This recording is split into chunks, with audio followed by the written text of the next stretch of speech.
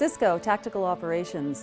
This is an operations team inside of Cisco, and what we do is we provide emergency communications in disasters. Basically what we try and do is come in the acute phase of an emergency. It used to be that you could just go into a disaster response and you could have radios and you could have a pot of coffee and a whiteboard and you were good. But nowadays that just doesn't fly. You need to have access to the internet. You need to be able to have email. You need to be able to have geospatial location. You need to know where your folks are. You need to get on-ground capabilities. You need to be able to know what resources you want where.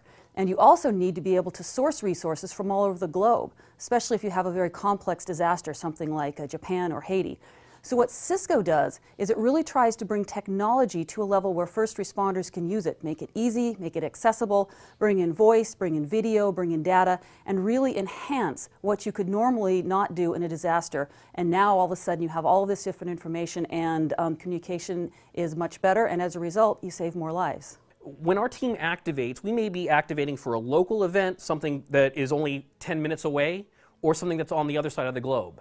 And that's one of the unique capabilities we have. So that means that we have to be able to interface and work with our local partners, our regional partners, and indeed our international partners. And we spend a lot of time actually working with all these different groups, developing those relationships. Once the emergency happens, it's too late to exchange business cards, because the acute phase of that emergency, that first 24 to 72 hours of that emergency, that's when communications, or the lack thereof, is going to be the difference between life and death. And so Cisco has this real commitment towards giving back, being not just best in the world, but best for the world, as we say.